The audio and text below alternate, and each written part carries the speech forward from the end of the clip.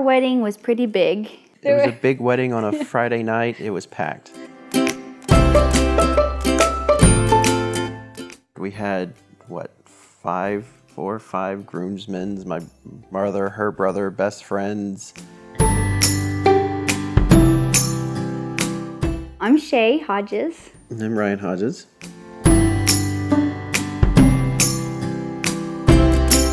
We have been married, this April will be 10 years. At the end, I now pronounce you husband and wife. I introduce Ryan and Shea. Hodges! We're the Hodges now! Hey, everybody, thanks for coming!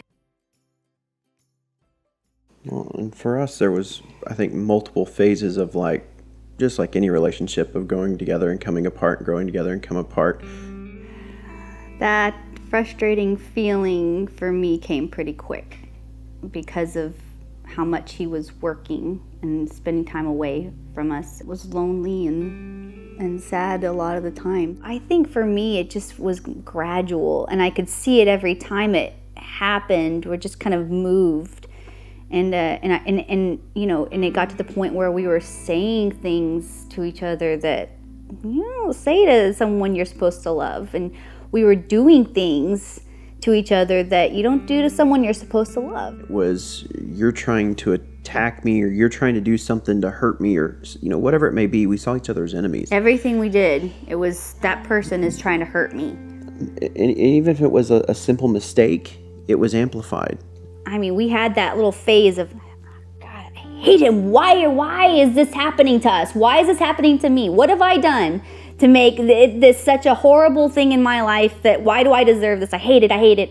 And then it just got to the point where it was like, whatever. This is just whatever. You just didn't. And there were no feelings, which is where it got really dangerous. The marriage was basically dead. It was done. Marriage definitely seemed like it was done for. I was ready to walk away. I mean, up to the point I had actually done contingencies to figure out how to get a divorce.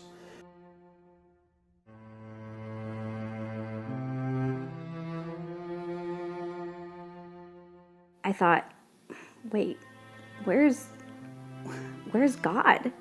And then I remember standing in the middle of my bedroom and going, how did I get so far away from him? I didn't know what to pray. I didn't know what to say. I didn't know anything. And I just sat at the end of my bed, just kind of in a ball. And I just sat there with my eyes closed in the dark. And I didn't know what I didn't. So what could I do? All I could do was listen. And so I told him, I said, I'm going to church tomorrow.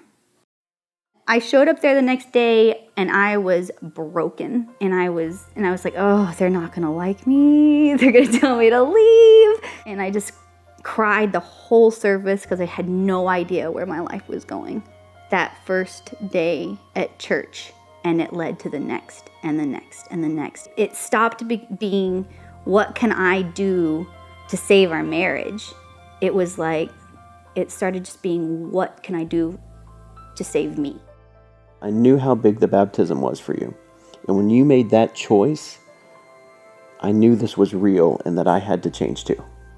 So it was your change that led me to change, to want to drive for you. He started making more of an effort, which made me start making more of an effort, which made him start making more of an effort.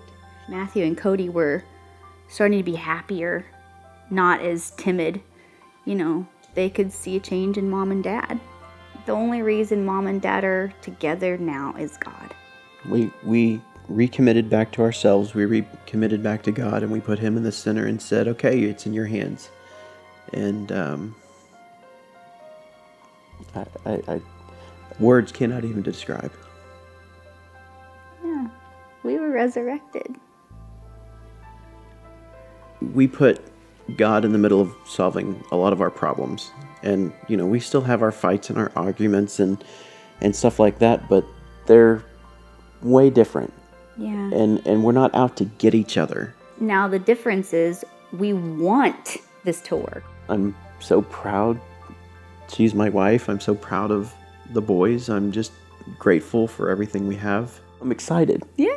It's like I'm excited to go into the unknown. There's a new chapter starting today. God's got a plan for us. Mm-hmm. And I'm excited. I'm not afraid. And I'm excited to do it with you.